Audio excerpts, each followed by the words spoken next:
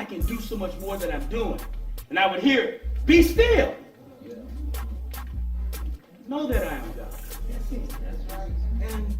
But I'm like, I'm a warrior. I can't be still. I have to move. I have to get things done. If something needs to be done, I'm not a talker, I'm a doer. That's it. And he said, be still. Yeah. Know that I am God. And I said, I don't know what's going on here, but I'm not being the best that I can be. And he said, be still. And know that I need to stop trying to do it man's way and let God do it his way. Art of Leadership put me in the game, coach. This book was written from my experience and from my heart. But what I wrote it from is not only from a military standpoint, but from a businessman standpoint. Because what I realized, there's a difference between a leader and a boss. Things to be successful. Bosses are selfish. They make themselves successful. Leaders do things to be significant. Leaders are selfless. I will make my people successful, therefore I am significant and we all win. But being that I've worked in corporate America and Fortune 500 companies, been a vice president for 18 years in hospitality with leaders, and I've worked with bosses. And three things that I've learned, whether I was overseas, whether I was working as an engineer, whether I was working as an executive, or whether I was working as a student, there are three things necessary in order for us to have successful outcomes. Those three things are respect of people, being able to engage the culture, because it ain't where you're from, it's where you at. And thirdly, leadership. I wrote this book for every talented individual that was denied the opportunity to shine. I wrote this book to enable the next generation of leaders to be inclined to get it right and lead by example.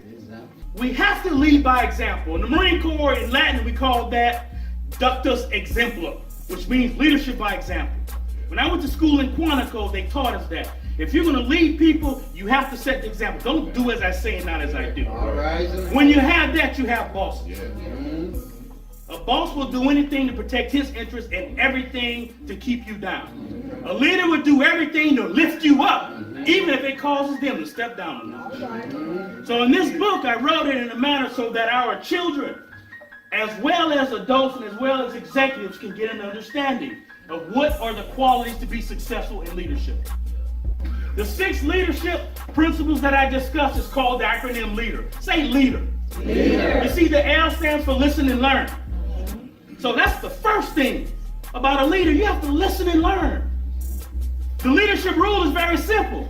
The leadership rule says shut up and listen. You might learn something. The E in leader stands for energize. Say energize. Yeah. You say, if you want to unite the word with the world, you have to make it worthwhile for them to come and receive. Right. But you have to create energy.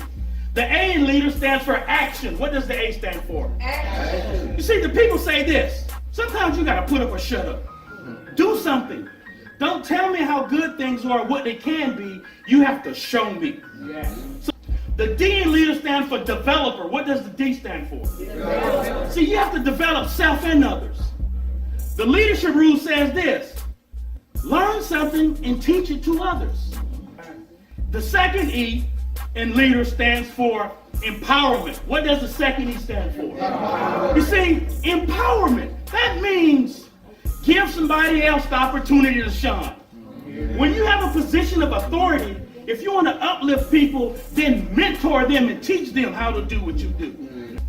And the R stands for recognition. What does the R stand for? Recognition. Recognition. You have to recognize successes and failures in life as a leader. The leadership rule is very simple. It says this. You praise in public, but you discipline in private. If you're in charge of a group of people, you should never chastise them in front of other people. Because when you embarrass one person, you embarrass everybody. But when you praise people, you should praise them in public. Because when you uplift one person and another person sees it, you uplift everybody. Those are the 6 leadership principles that I found most important And I wrote this book to really simplify, because there are three things that I am most proud of. They are being a husband, being a father, and being a Marine. But all three of those things were possible through God. Felt good and take God out. What you left with? You left with zero. So it's not only about what you do, it's how you do it. It's not about what you say, it's how you say it. It ain't what how you live, it's how you live it. So what that is, we have to put in good works. We have to put in good work.